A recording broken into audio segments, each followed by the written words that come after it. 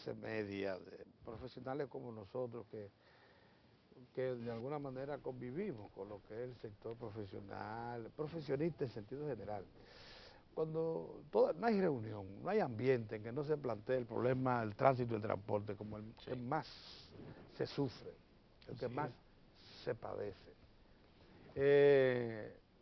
Aquí tenemos con nosotros a un hombre que lo ha venido estudiando por décadas. Se ha hecho prácticamente un experto, ha escrito libros, estudios y eso, ha estado al frente de instituciones que están destinadas a afrontar el tema y que en alguna medida ya debe tener muy claro lo que está pasando.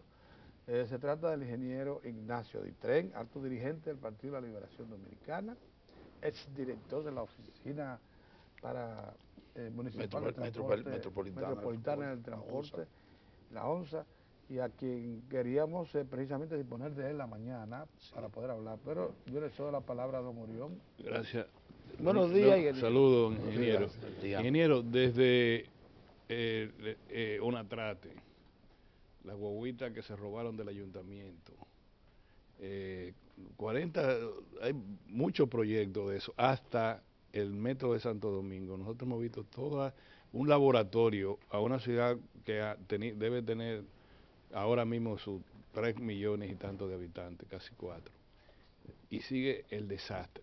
Ahora el desastre es perjudica al ciudadano ordinario. Una mujer que se monte en una guagua de esa no encuentra más humillación. Un hombre, un estudiante, ya no hay manera de manejar el transporte público.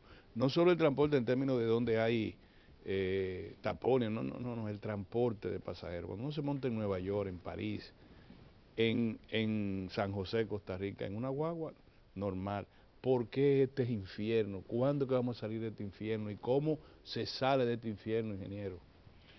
Bien, Me pasé. Buenos días, permítanme, antes de iniciar con el tema, elevar una protesta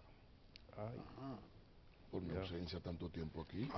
No, pero se hablaba de que no quería venir. Me dije, bueno. La versión que circulaba es que no quería venir. Sí, esa era la versión. Que había abandonado el lugar. Nunca he rehuido al combate.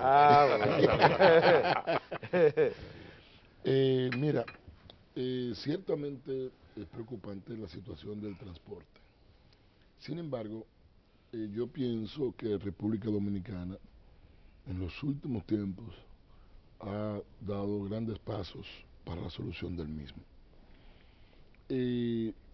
A veces funciona un poco lento y la gente lo percibe poco porque es que la población sigue creciendo. Yo creo que la política que está aplicando el actual presidente Danilo Medina podría contribuir a detener en el tiempo el agravamiento del problema. Porque, primero con lo que hizo el presidente Leonel Fernández al construir las extensiones de la UAS en diferentes pueblos, evita que muchos estudiantes tengan que venir a estudiar aquí en la capital. Y ahora la política del presidente Medina de irse a los campos a invertir con las cooperativas, con los pequeños productores, también contribuye. Si usted combina que el hijo de ese productor y el productor tienen que venir hacia acá, eso detiene un poco el problema. Ahora bien, nosotros creemos que el presidente Fernández, aunque sea haciendo, como dice el pueblo, de tripa corazón, hizo una obra monumental, que es el metro de Santo Domingo. A partir de ahí está planteada la solución. Lo que hay que complementar ese metro. Nosotros incluso teníamos parado por un tiempo porque estábamos haciendo algunos ajustes en nuestra vida, ¿no? Unos proyectos que tenemos pendientes. Pero tengo pendiente con Mozart terminar el segundo libro, que ya está a punto de terminarlo, en la que nosotros se llama el de ahora presente y futuro de transporte. Soluciones. Entonces planteamos algunas recomendaciones que nosotros entendemos que se deben aplicar. Hay una que se detuvo ya al final de nuestra gestión. Para nadie es un secreto, y no estoy ofendiendo a nadie cuando lo digo, que Onza fue sacrificada por el metro. Sí. Obviamente hubo que meterle los recursos. Sí, no hay al metro. duda, ¿eh? No hay Eso duda. es así. Ahora, No hay duda de eso. la gran habilidad de uno fue sostenerse en el tiempo, aún sin recursos. Como decía Antonio Marte, que uno era Mientras malo, avanzaba el mientras metro. avanzaba el metro. Porque hoy Ahora- tenemos dos líneas, ¿eh? Sí, ahora las autoridades actuales han mantenido también la onza, aún sin recursos, porque no le han dado autobuses. Hay una creencia errónea, muy errónea, de entender que el cementerio de autobuses de la onza, ¿y a dónde van los muertos? No a los cementerios. Claro. Entonces tú te puedes... Ignacio, pero no tiene que morirse jóvenes. No, espérate, pero viejo, un autobús de 15 años, 16 años es un viejo. Sí. Y más ¿Cuánto es la joven. vida? En una ciudad- Usted que es economista, Sí. ¿cuánto es la vida de útil de un automóvil? De un automóvil privado. 5 años. 5 años. Por eso los bancos no me apretan a 5. Sí. Pero es por eso. Sí, Por eso Ellos estiman que son 5 años. lo van depreciando y se depreció ya. Después Sí. lo que anda ahí. A uno, partir de ahí te con el aseguran. trato, Es un uno seguro con el trato full, lo no lo te lo dan. conserva, lo conserva. prolonga la vida, pero a partir de ahí es un dolor de cabeza. Así es. Ya cuando A no menos sufre- que sea Mario Emilio Pérez que lo monte. Mario Emilio Pérez montó un Datsun de esos velocísimos y nunca lo pasó de 40. Y cuando alguien se lo compró 20 años después y trató de acelerarlo, él dijo no más de 60. Ese es el máximo de velocidad que yo veo. Un Datsun. Porque fue a la velocidad que Mario Emilio le dio. Sí, Bueno, que ya sí. se acostumbró a eso. Entonces, Ay, Dios entonces hay un error grave. De hecho, he oído un concepto, por ejemplo, dicen que los consejos no se dan si no se piden, pero yo me voy a atrever a decir lo siguiente, pretender ponerse a reparar guagua de la onza, eso es un desastre, eso es un barril profundo. Ahí Entonces, está. ¿qué hay que hacer con esos autobuses desde mi punto Ahí de vista? está. Repararlos y mandárselo, por ejemplo, a una institución pública. Que no tenga a tanto una reclamo de escuela. viaje. ¿Por qué razón? Un autobús del transporte público como el de la onza se enciende, por Dios, a las 5 de la mañana y se apaga a las 11 de la noche. Se sube un chofer, se apea a la 1:30, 2 y se sube otro. Y en el fin de semana, cuando esos dos están libres, se sube otro, No es fácil. rondando 14, 15 horas al día, todos los días, porque no se para ni Viernes Santo, ni en Año Nuevo, ningún día, ni mañana que de fiesta, ningún día se para. Desde el Tamarindo al Y Carrizo. del hipódromo Del Quinto hipódromo. Centenario hasta el muelle de Jaina Oriental. Ay, Entonces eso es, y en Santiago igual. Entonces, hay que sacarse de la cabeza que los autobuses son eternos. Yo propongo, incluso lo digo en mi libro, que un autobús del transporte público, de una institución de transporte público, no dure más de 7 años en servicio de montar y desmontar pasajeros. Ese autobús inmediatamente cumple 7, el Estado puede perfectamente pasarlo a un asilo, pasarlo a una cuestión de niños, Al a una ayuntamiento cuestión de Barahona. ayuntamiento, ¿Por qué? Porque ese autobús entonces lo usarían, si lo usa, por ejemplo, el Comité Olímpico, mi amigo Luisín, lo cogen para una federación que va a buscar a los jóvenes a 1 hora, se para ahí, cuando termina, móvil lo lleva y ya, eso es todo el servicio que tiene, pero no un autobús que está circulando todas las horas del día. Así es. Entonces, ni Manuel Rivas, ni Ignacio Vitré, ni nadie que pongan ahí, si no le dan autobuses puede resolver el problema. Entonces la clave del asunto está en que le den autobuses, pero además en hacer un justo equilibrio en el sistema de transporte, de forma tal de que haya una combinación de modos de transporte. En ninguna parte del mundo la gente se traslada en una ciudad solo en metro. Así es. Tiene que haber una combinación, un sistema multimodal. De hecho, nosotros, para graduarnos de un máster que hicimos una tesis que se llama Sistema Multimodal para la Movilidad Pública. Es una combinación de modos. Entonces hay que hacer, por ejemplo, tú puedes con las rutas de la onza combinarla perfectamente con el metro para que se pueda hacer transbordo de una a otra. De hecho, nosotros tenemos una solución porque evidentemente, o sea, se percibe como que no creo que el actual gobierno vaya a trabajar en ninguna otra línea, ni a concluir, o sea, a concluir la que está, pero sin ampliar la parte que va del 9 al Carrizo, y del puente de la 17 a San Luis. No creo que esos tramos se hagan. Sin embargo, nosotros hemos estudiado unas soluciones que pueden perfectamente empalmar eso y hacer altamente eficiente al metro, que dicho sea de paso, es mucho más que transporte. Cuando se construye el metro de Santo Domingo, lo que se está haciendo es un cambio de paradigma, un cambio cultural, pasar de la cultura del concho, que no es más que atomización, desorden, impuntualidad, anarquía, a la cultura del metro, que es orden, disciplina, educación, tan tremenda, una cultura, un cambio tan drástico, que la misma gente, las mismas personas que se montan en el transporte público, en el motoconcho, en el carro que se para torcido, que se tira a la calle a coger el vehículo, esa misma gente se monta en el metro y tú lo ves con un comportamiento totalmente diferente. Gente tranquila, educada, no mastica chicle, no vocea, sabe fulana, nada de eso. Que si no llega a la hora que está pautada, va a llegar tarde al trabajo. Sí. Va a llegar en poco tiempo, porque es increíble. Miren, yo pienso que hay gente que habla a veces de cosas que no conocen. Nosotros, durante la campaña, dirigimos un movimiento que se llamaba Moadama, el movimiento Yo Aprendo con Danilo y Margarita. Y lo que nos dedicamos fue algo sui generis, algo muy especial. En medio de una campaña estoy alfabetizando. Entonces mi trabajo fue alfabetizar. Pero una alfabetización integral, donde le enseñábamos a la gente a leer y escribir, pero también le dábamos paseo para llevarlo a los monumentos históricos, para combinar lo que estaban aprendiendo con cosas, gente que viven en Herrera que nunca habían ido a la ciudad colonial. Sí, sí.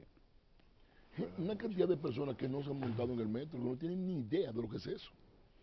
Pero no tienen ni idea de lo que cambia la vida de una persona, ha cambiado la vida de una persona que vive en Santo Domingo Norte, cuando ahora puede, si entra a las 8 a trabajar, levantarse a las 7, sí, bañarse con calma, desayunar, y a las 7:40 estar en su parada y a las 8 está en su trabajo.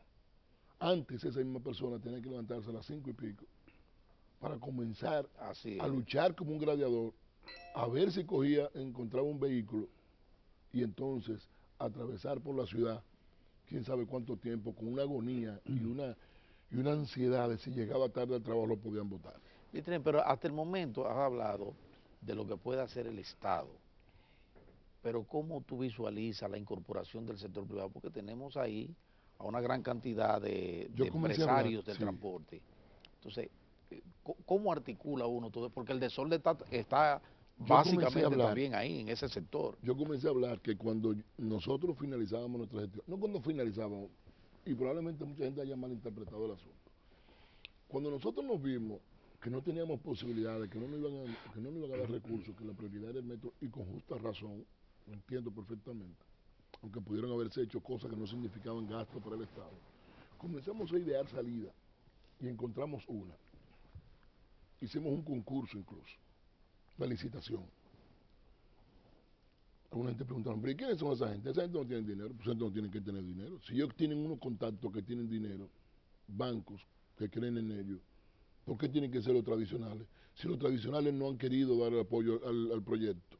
Entonces un proyecto donde el Estado no ponía un peso y llegaban todos los autobuses del mundo y lo pararon por mala interpretación o por desconocimiento. Yo pienso que hubo falta de comunicación. ¿Y cuál fue ese proyecto? El leasing. ¿El leasing? ¿El leasing? Eso lo ¿por qué no se llegó a ejecutar siquiera? O sea, se hizo la licitación, se asignaron a tres empresas. Pero eso se quedó ahí. Entonces no me aprobaron el Sin contrato. tener que aplicar. Pero nadie me llamó para preguntarme por qué, ni me cuestionó. Yo me atrevo, así como están ustedes tres, sentarme frente al presidente de la República, con el ministro de Hacienda, con el Contralor General de la República, con el presidente de la Suprema, con el Procurador General de la República a contestar preguntas de ese proyecto. Sobre ese proyecto, así es. Yo, Ignacio Ditren, con toda responsabilidad, me atrevo a responder todas las preguntas que me hagan. Para que vean que no hubo trasiego, No, que no hubo manipulación, que yo y creo que el Estado que se iba a poner un centavo. No la ha perdido.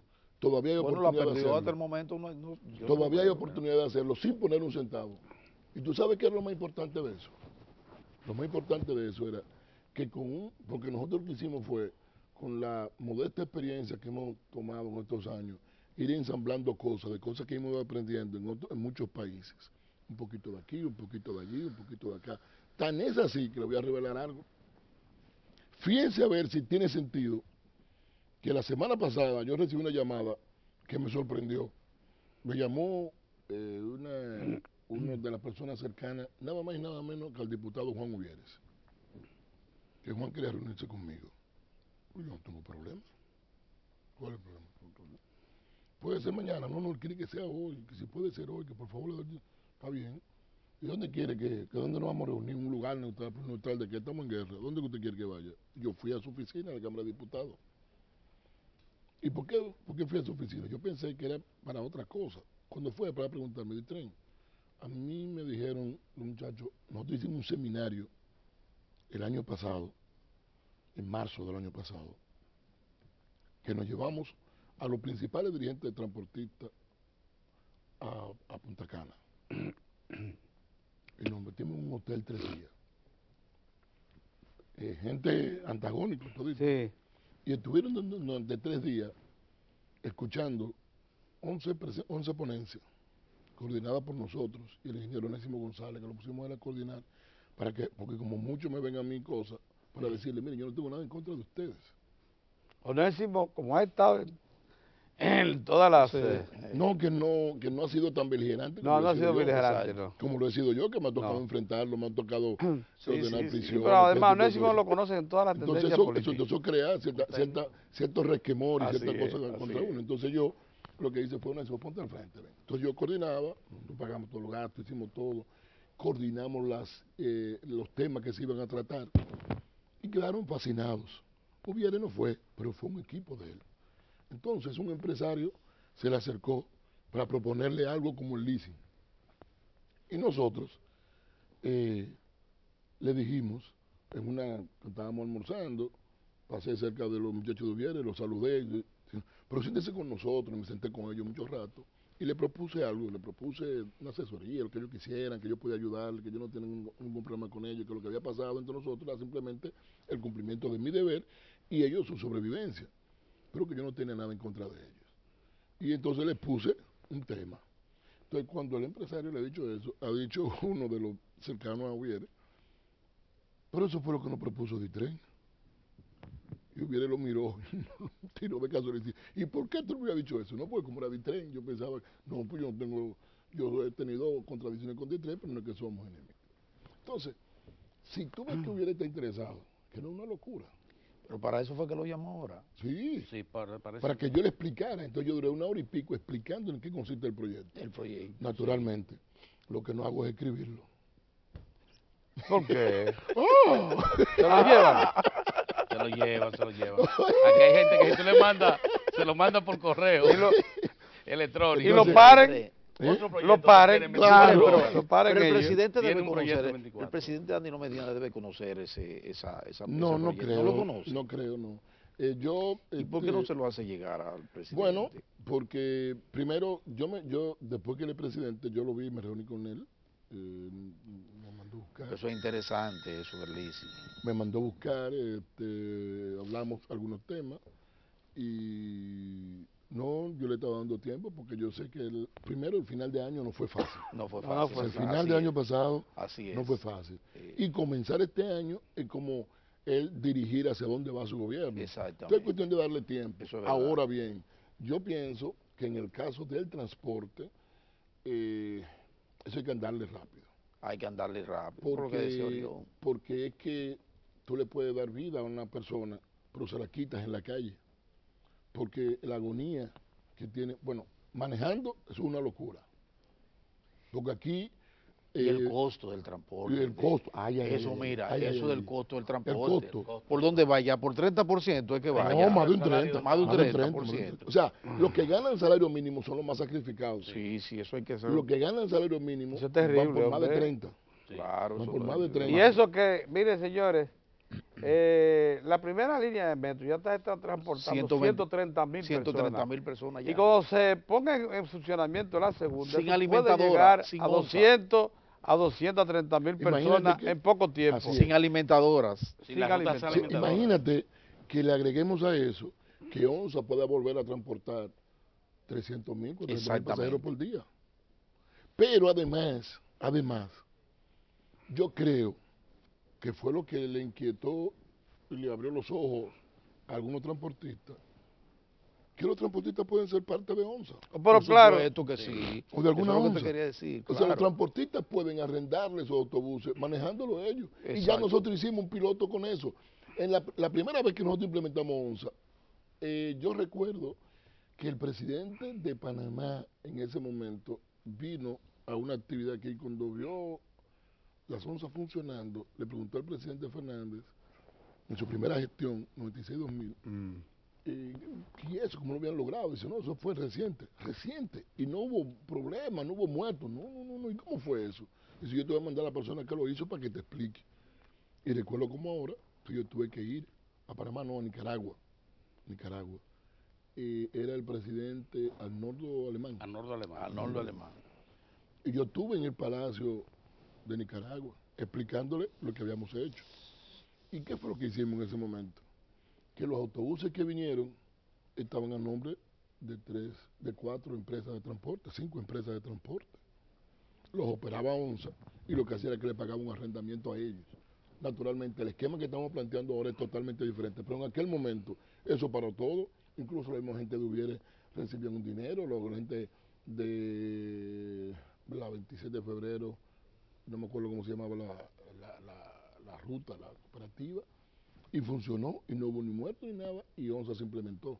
Ahora yo creo que es la oportunidad de lograr una integración de los transportistas a la solución del problema, porque sin ellos va a ser difícil. Y el tipo de autobús con el asunto del Oye, combustible pero, también, que había un proyecto también de cambio Que era de gas natural. de gas natural. Gas natural. es importante eso. Oye lo que dice Intren. Sin los transportistas no hay solución. No hay solución. Tienen que participar. Explíquenos eso mejor, por favor, porque a veces uno cree, la iniciativa del tren es una iniciativa del Estado y tiene que mantenerse Es del Estado, no, pero como ha en sido todas partes, así. en todas partes del mundo. Es el único que lo puede sustentar, es el único que lo puede subsidiar y con eso el Estado aporta al salario, que es lo que debe comprenderse, que ONSA Eso sí. y el metro aportan al salario, porque a la medida en que te reduzcan Los gastos en transporte, el transporte te está el dinero beneficiando. te rinde más. Claro. El dinero te rinde más bien. ¿Por qué los transportistas son indispensables en la búsqueda de una solución al problema del transporte? Primero, porque es un problema de sobrevivencia, comenzando por ahí. Ellos no van a renunciar nunca a su modo vivendi. Sí, pero tiene sentido. Solamente con la muerte le van a quitar Sí, claro. su Pero modo ven de vivir. acá, Uno un no saben hacer momentito. otra cosa. No saben hacer otra cosa. Segundo, ellos pueden ser reeducados y reinsertados. Reeducados Simplemente- y reinsertados. Sí, reinsertado. Y eso solamente, eso se puede lograr perfectamente en una armonía dándole participación. Cuando nosotros hablamos del sistema de leasing, esa era una modalidad de leasing de una gran compañía. Pero cuando nosotros llegamos a explicar en público que ese leasing puede ser que los mismos que invierten, porque ¿cómo tú crees que funcionan esas rutas de autobuses de ellos? Es un leasing. Es Pedro Cava que tiene 2 guaguitas y se le da a ellos que lo conchen. Oh, y le pero pagan el por señor ello. Marte es, los otros días así se paró es. al Es frente así. de docenas de autobuses nuevos y no es verdad que él tiene recursos propios Para todo eso. para todo eso. Entonces, eso es Un una- nuevecito eso así hace sacado de la caja. Entonces esos son sistemas de leasing amorfos, anómalos, irregulares, pero inventando creatividad de la gente para sobrevivir. Pero, y desde siempre el sistema de concho, ¿acaso ustedes no veían, alguno no vivió usted en algún barrio que había un vecino que tenía 1 o 2 carritos, Sí. Así que iba un es, chofer claro, y lo alquilaba. claro. Sí, Claro, eso lo era, alquilaba, sí, sí. era frecuente. De los que estudiaba la hija en la universidad. Exacto. Sí. Pagaba una casita de clase media en el Baquí, Sí, en sí, Villacón, Sí. Sí, y él, cuando manejaba, lo hacía con camisa blanca y limpia. Entonces, así es. entonces eso es una especie de leasing, lo único que el vehículo nunca es tuyo. Eso sí que eran unos... ¿Entiendes? Entonces, eran los famosos carros de Los outing, así, los los outing. outing que no había Outing. manera de, Mira, no había déjame manera de aprovechar. destruirlo. Ditren, hay otra cosa que siempre ha estado en discusión y, por ejemplo yo digo que ese es el principio para lo que deberá ser ya la solución del transporte, que es el elemento institucional, el aspecto institucional. La organización. La dispersión que hay de la gran cantidad de instituciones Múltiples que hay organismos. envueltas en esos organismos Que de duplican todo tipo, duplicando presupuestos sin una orientación, sin una matriz. ¿Cómo tú ves la situación esa de ya que tengamos aquí por lo menos un instituto, algo así, búsquense la figura que sea, Bueno, pero que aglutine todas eso esas está instituciones? avanzadísimo. No sé por qué le han dado tanta vuelta. Pero ¿cómo avanzadísimo? Porque eso... Porque eso, mira, primero nosotros nos pasamos 4 o 5 años discutiendo una bendita ley.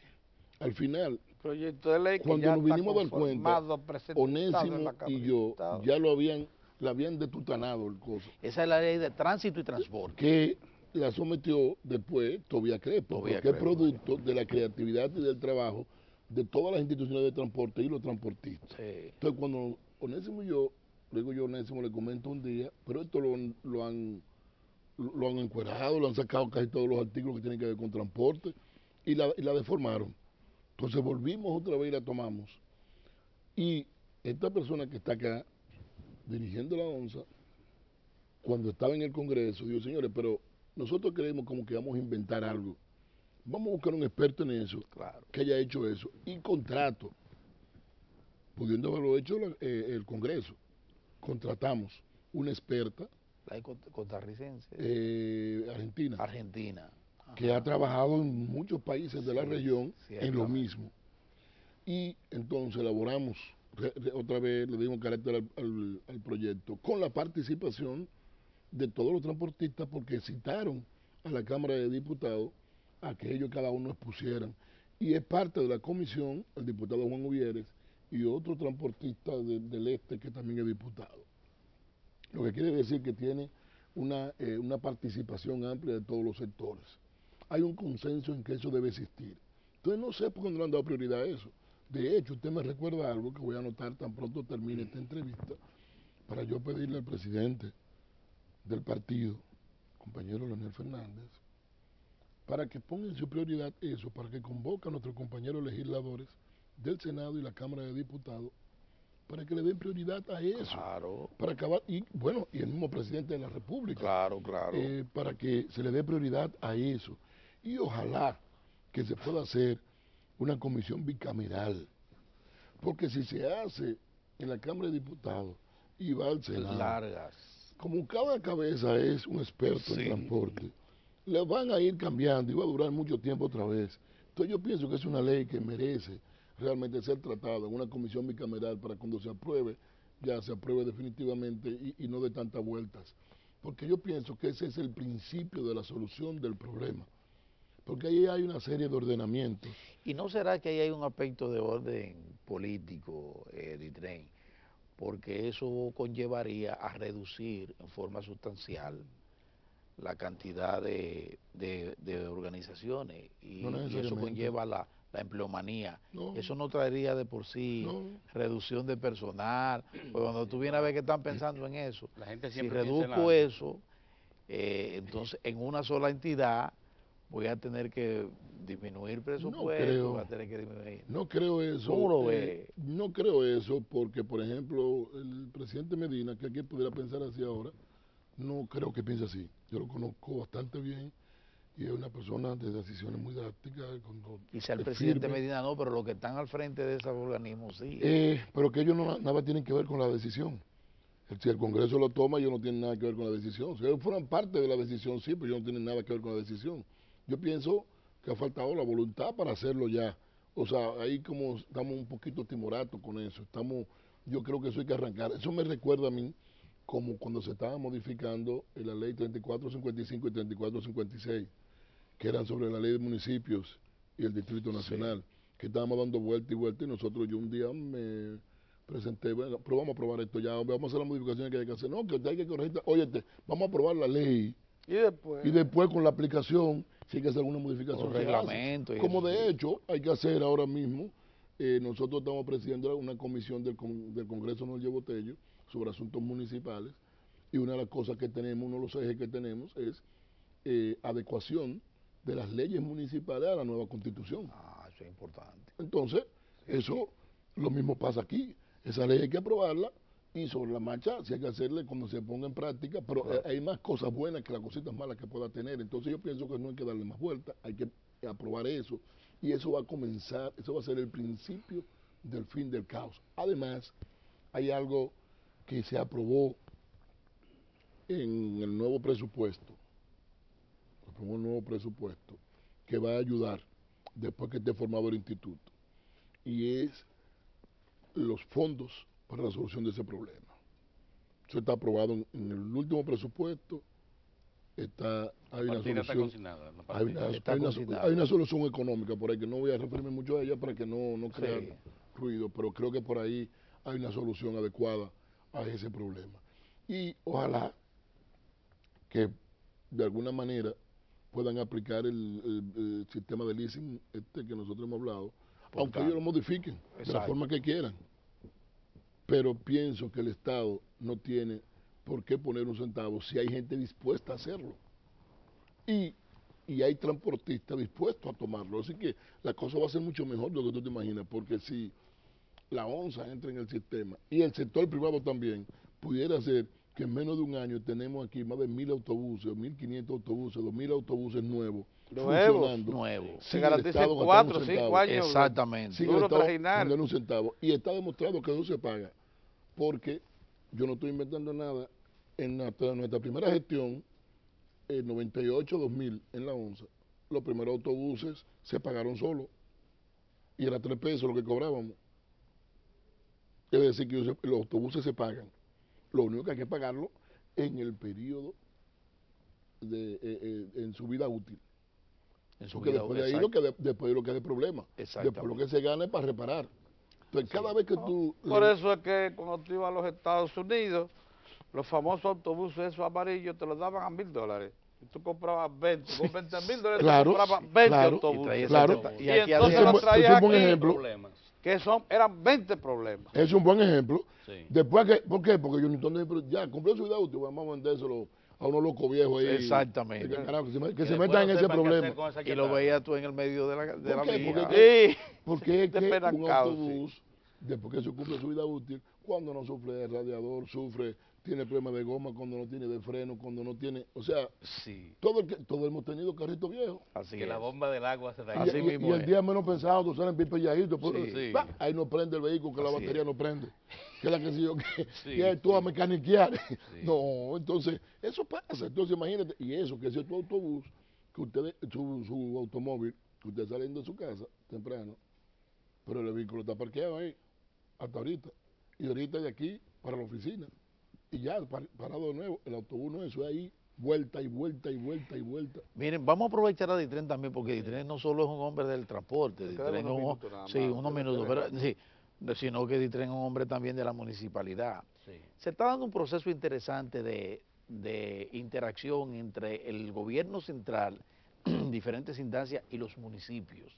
Y eso está dando muy buenos resultados. Se notan en Santo Domingo Norte, aquí mismo en el Distrito Nacional, en algunas comunidades de provincia. ¿Cómo tú ves ese proceso?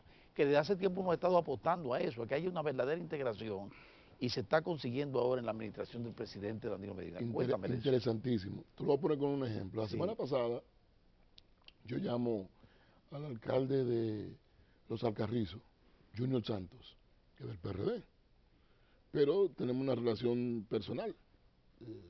Incluso de trabajo privado, y lo llamo para algo y le digo, ¿tú crees que podemos movernos ahora? Me dice, no, ahora no, porque conseguí un asfalto ahí para arreglar alguna calle con el gobierno y estoy metido en eso.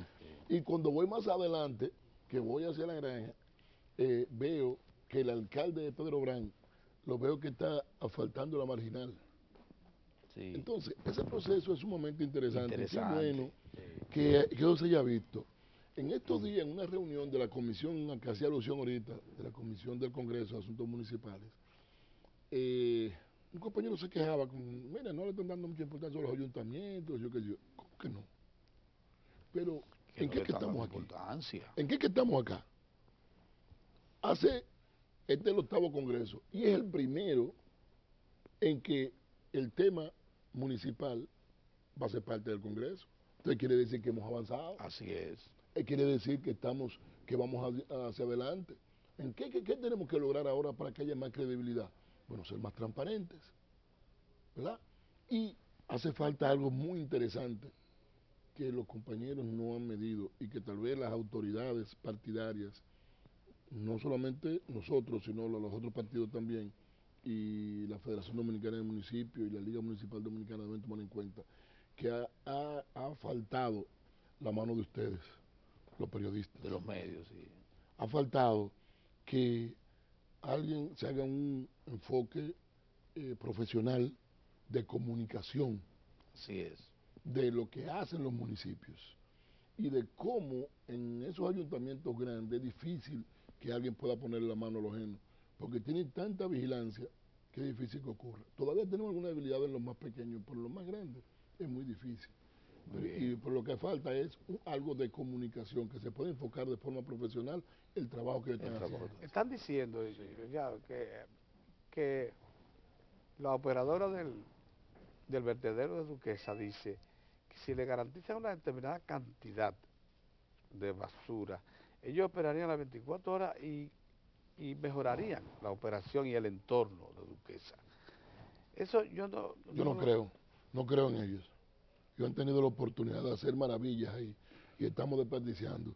Yo le decía a ustedes fuera de cámara que nosotros en esta semana terminamos un proyecto privado en nuestra granja para producir nuestra propia energía con gas metano, con un biodigestor. Y ellos tienen toneladas y toneladas de desechos eso es verdad, que se están descomponiendo, botando el metano, en un país donde sobra la energía. Exacto. Sí. Como si sobrara. Como si sobrara la energía. Nosotros tenemos Guaricano ahí tapado, con una cantidad de metano tapado que no le hemos aprovechado, y ellos reciben a diario, alrededor de 4.000 toneladas de basura, de desecho. Y nosotros no tenemos ni siquiera la gente de los alrededores. La gente que vive alrededor debería no pagar una cosita así de energía, de dinero, sobre todo ahora que la Comisión Nacional de Energía tiene proyectos de energía limpia. Eso puede perfectamente sacar todo ese metano, tener plantas que funcionen con metano e incorporar eso al sistema. Y estarían contribuyendo a afrontar. Entonces, ¿qué es lo que quieren que le den dinero? Ellos tienen dinero ahí. Ellos tienen dinero, eso es dinero. ¿Por qué se meten los dinero? Tú haces un ejercicio sencillo. Yo gasto alrededor de 200.000 pesos mensuales en combustible para mantener la planta de la granja. ¿Por qué? Porque como una zona suburbana casi no vale energía eléctrica. Y pago unos 60.000 de factura. Si yo estoy gastando alrededor de 250.000 pesos mensuales en energía. Y el biodigestor me cuesta como 6. O sea, 250.000 por 10 son 2,5 millones. Estamos hablando de 3 millones al año. Gasto yo en energía. Y el biodigestor me cuesta 6. ¿6 qué? ¿6 millones? 6 millones. ¿Tú estás decidido a montar tu biodigestor? No, que ya estoy terminando. ¿Ya lo tienes? Estoy terminando. Para aprovechar ese Lo que me falta es comprar la planta y le cuál? vamos a comprar. Habemos 10 productores que vamos a comprar la planta juntos. Si yo voy a producir mi energía. O sea, en 2 años se paga eso. 2 años y medio. Entonces, ¿por qué nosotros? ¿Por qué el Estado no puede? Lo que pasa es que ese es un problema que dejó de ser municipal. Ese es un problema que tiene que intervenir medio ambiente. Es un problema que tiene que intervenir la Comisión Nacional de Energía y la que tiene que intervenir el Estado para declararlo como un problema prioritario de la nación. Y esos desechos de Duquesa, sacarle el provecho que tiene. Pero no solamente en Duquesa, en todo el país. En Santiago, Puerto Plata. Nosotros tenemos 155 ayuntamientos y 232 distritos municipales. Cada uno tiene su vertedero. Lo que quiere decir que el país es un vertedero. Cuando podemos agruparlo, El país es un vertedero. podemos agruparlo varios municipios con un solo vertedero y sacar el metano y podemos tener pequeñas plantas. Oye, qué productiva esta entrevista. Excelente, excelente. Ignacio Ditren, un hombre que practica con el ejemplo, o sea, ya nos puso ejemplo de que él está también solucionando Sí. dentro de su condición de productor porcino ¿qué otra cosa? No, porcino. Porcino nada más. Porcino. No hay productor agropecuario, ya yo tiene agropecuario, de También. cacao, chinola. En búsqueda. La búsqueda. Sí. Más ahora que tiene tiempo. Oye, Bueno, entonces le agradecemos mucho Muy su bien. comparecencia, era necesaria. Creo que ha sido orientador en primer Claro. plano acerca de la grave problemática del tránsito y transporte en la República Dominicana. Ojalá que algunas de sus orientaciones sean tomadas en cuenta. Ojalá. Muchas gracias, Miguel. Gracias a ustedes también por su atención. Ahí está Lalo, que viene con informaciones recientes. Anoche hubo una cena olímpica extraordinaria. Ojalá que ese premio que le dieron anoche a Félix Sánchez se lo diera la Federación Internacional de Atletismo, porque él fue el mejor atleta del año 2002. Con 37 años validó por segunda vez una medalla de oro olímpica. Eso no se ve en 1500 metros con obstáculos. Una de las pruebas más difíciles que hay en el atletismo. Sin embargo, no lo vimos considerado como el atleta del año de la Federación Internacional de Atletismo. Sí, eso es grave. Bueno, de todas formas, ya está Lalo, que sabe mucho más que nosotros sobre este tema, que de seguro nos orientará. Nosotros regresamos mañana.